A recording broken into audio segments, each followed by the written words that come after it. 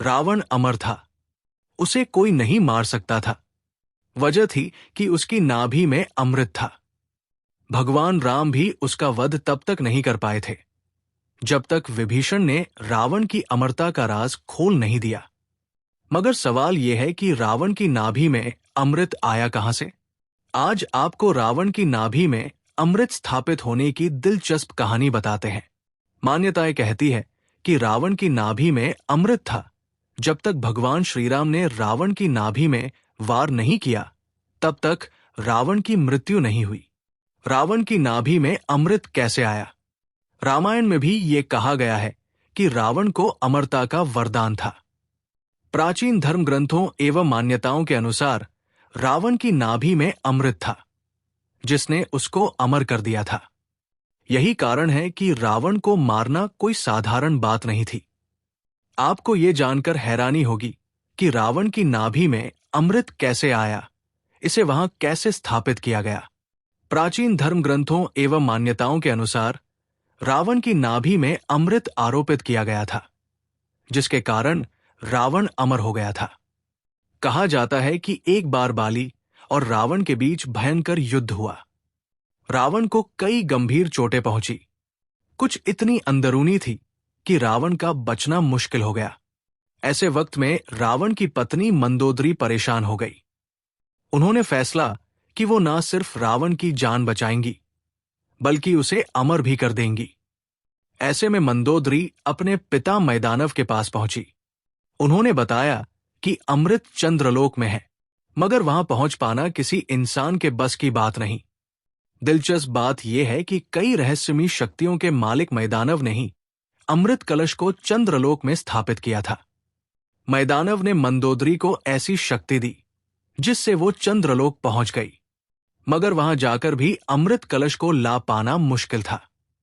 वजह थी कि अमृत कलश बहुत सी शक्तियों द्वारा सुरक्षित था। उसके पास जाना भी मौत को दावत देना था। कलश के नीचे से बहुत सारी विषैली गैसें निकलती थी, जिससे मौत हो जाती थी। इसके चारों ओर गर्म लावा निकलता रहता था। ऐसे में अमृत की कुछ बूंदें भी धरती पर लाना नामुमकिन सा था। अमृत कलश सुरक्षित था, सिवाय एक दिन को छोड़कर।